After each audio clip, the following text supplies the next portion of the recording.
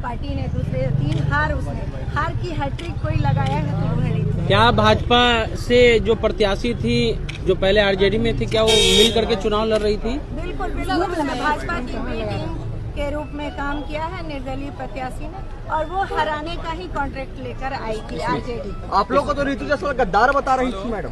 अब गद्दार जो था उसे तो पार्टी ने निकाल दिया। ये मुझे कहने की जरूरत नहीं होनी चाहिए थी कि जो गद्दार था उसको पार्टी ने निकाल दिया, और उसके साथ संगठन के भी जो लोगों ने गद्दारी किया था उसको पार्टी क्या बोलेंगी? मलाल है, आपने इतना मेहनत किया, हार मिला, उसके बाद पार्टी की यहाँ पे क्या बोलेंगी? बिल्कुल होगा ही, क्योंकि मैंने दिन रात एक मेहनत किया। क्या लग रहा है कि रीतू जायसवाल की वजह से हार गई आप? थी कि मैं इस सीट को जीतूंगी, लेकिन हमारा प्रयास जारी रहेगा और बिल्कुल हम। परिहार विधानसभा से स्मिता पूर्व चुनाव लड़ रही थी मैडम, हार का वजह क्या रहा? वजह यही रहा कि निर्दलीय प्रत्याशी हाँ। को निष्कासित किया था हाँ। आरजेडी पार्टी ने। रीतू जायसवाल। जी हाँ। हाँ, उसने एक अल्पसंख्यक वर्ग का, एक विशेष वर्ग पे ही उसने कंसंट्रेट करते हैं। हाँ। और परिवार को पूर्णिया बनाने का आंदोलन चला। हाँ।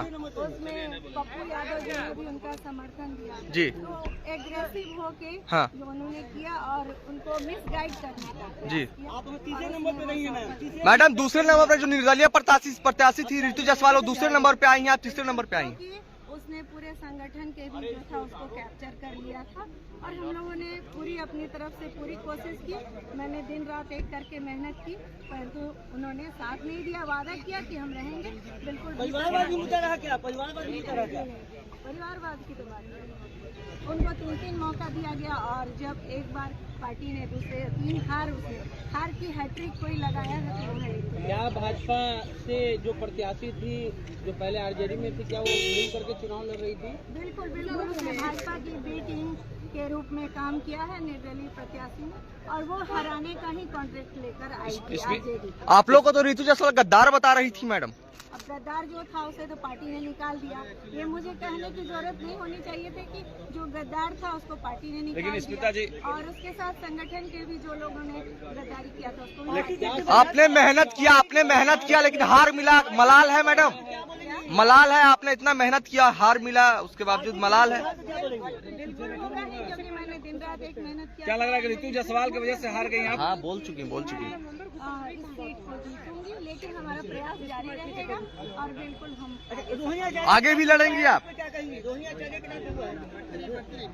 रोहिणी आचार्य के बयान पे क्या कहेंगे? रोहिणी जी के बयान को कैसे देखती है मैडम?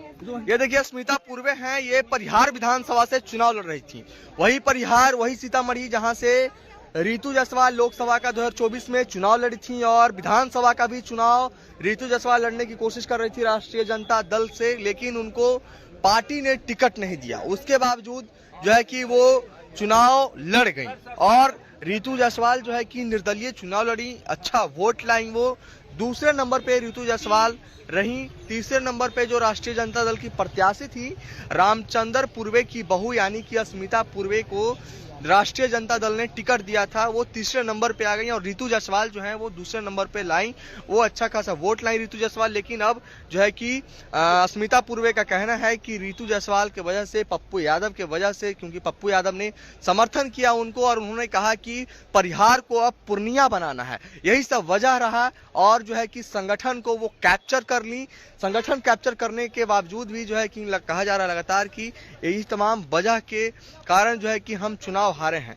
देखना है आगे, कह रही है स्मिता पूर्वे की जब तक हम जीतेंगे नहीं तब तक जो है कि लड़ते रहेंगे।